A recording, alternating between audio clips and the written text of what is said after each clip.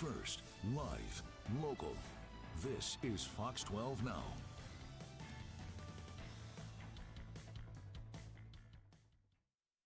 Hello, everyone. Welcome back to Fox 12 Now. I'm Greg Nibbler. We appreciate you joining us. We cover a wide range of topics here on this show, in case you didn't know that. But sometimes we talk about books, and that's what we're talking about an author right now, in particular, one about World War II. So the author is Robert Edsel, and here's a copy of the book that we're going to be interviewing him about. He is also the author of The Monuments Men. You may have seen the movie version of that with George Clooney and Matt Damon. He wrote the original book that is based on. This is his new book called Remember Us, and it is about the Netherlands. It's about U.S. servicemen and women, and some of them who are laid to rest there in the Netherlands, and how the Dutch still to this day care for the cemeteries and honor the memory of those people who lost their lives there in World War II. So he follows along with several different, I think it's about 12 different people throughout this book. And one of the stories has to do with a pair of brothers from Portland, Oregon in World War II who went over there. So that's a little bit of what we cover. I'm going to jump right into it here, though. Here is the interview with Robert Edsel. You've told personally through your works so many different stories from World War II, and you know all of these amazing things that happened there, and just getting these stories out to people. What was it in particular about this story that you really wanted to tell? I think, there's so many things right now. Our country's grappling with this thing of, about our freedom and freedom in Ukraine. And I looked at this story and I thought, well, first of all, who are these men and women that paid for the freedom that we take for granted? Freedom's kind of like your health. You have it. You have your health. You wake up one day and you're sick and it's the worst day ever. Then you get your health back a few days later and you don't think about it again until you don't have it. Freedom, unfortunately, doesn't come back like that. And so I wanted people to know who we picked out of tens of thousands, 12 characters to remind people, we're a country of immigrants. We were, we are, we always will be. And that was a great thing. People work together. So we have a 101st Airborne paratrooper that was a Medal of Honor recipient, two pair of twins that were both flyers in the same airplane. It was allowed in 1943, both pilots.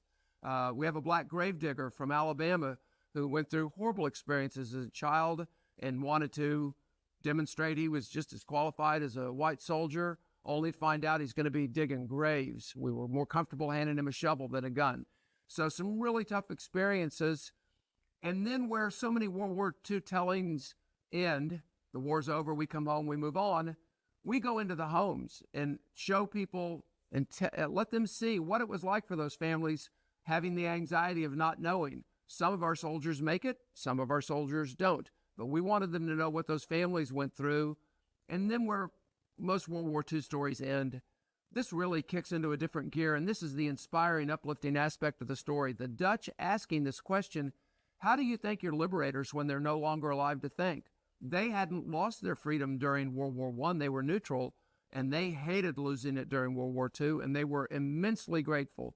And they came up with this idea of this grave adoption program to remember all these boys that are buried there and the 4 women that are buried there. It's just so inspiring. I felt like we all want to know this story. We're going to want to know it. We all need to know it. Yeah, absolutely on every aspect of that. And, one of the things here too, we're here out of Portland, Oregon, and there is the story too of the 2 brothers, who were over there. And I guess for that story, how did you come about that? And what did it take to research that, to find out about these guys?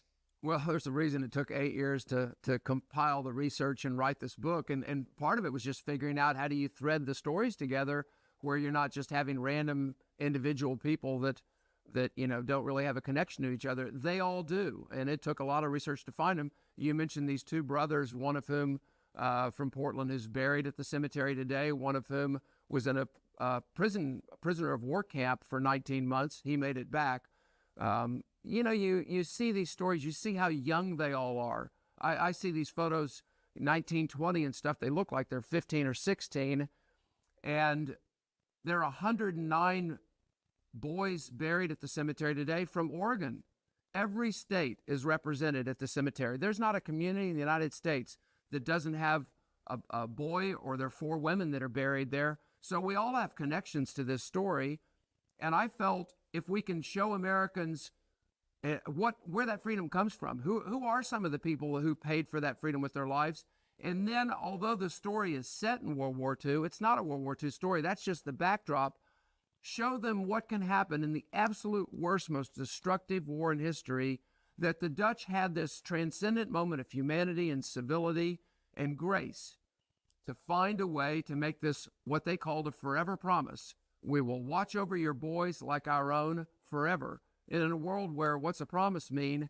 80 years later, all 10,000 graves in the Netherlands have been adopted 100% for 80 years in a row. They have 1,000 people on the waiting list wanting to become adopters. The turnover is only 20 to 30 a year because the families that knew these boys pass it on to their kids and grandkids, and they make sure, I mean, we Americans don't do this anymore, they make sure those children know you can think what you want to think and say what you want to say, because that freedom was paid for with the lives of these men and women that are buried here. And that's a beautiful story.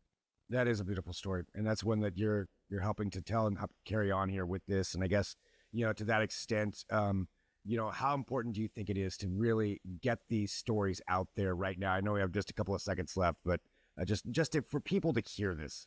I think it's hugely important because, again, we take our freedom for granted till we don't have it, but just look at what's going on in Ukraine. Those people took it for granted, and now they don't have it, and getting it back's damn difficult. So I want people to appreciate the lives of our men and women in service. We have 335 million Americans in this country that are being protected by 1.5 million men and women in uniform, that unless you have someone in uniform, you don't have to care.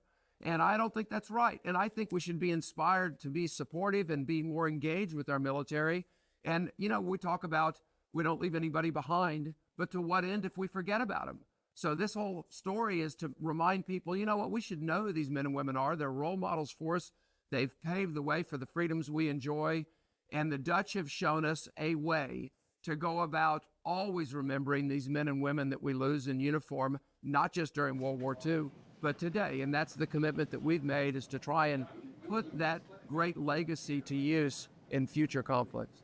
Robert, thank you so much for having time to talk to us today and for this book. It's fantastic. And remembering these stories, everything that you just said there, remember these stories because it's so important right now. Thank you so much for your time. Thanks, Greg. Appreciate it.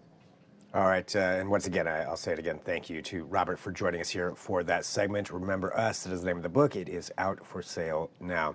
And thank you, everybody who is watching us right now, for Fox 12 Now, wherever and however you found us. We appreciate that. Don't forget to download the Fox 12 Oregon app, and you can take a look at all of our segments. We cover a wide range of topics here on this show, and we appreciate you checking those out. Feel free to send me an email, fox12now@kptv.com. If you have an idea for a segment or something that you would like to say, maybe get a deeper dive on. Maybe there's a story you saw one of our investigative reporters talking about on our other news shows. You're like, hey, I want to find out more about that. That might be a possibility. We can maybe get them on over here, and whatever it is, feel free to reach out and let me know, and I will see what I can do about that. So thanks for joining us. That's it for right now. I'll talk to you soon. I'm Greg Nibbler. This is Fox 12 Now.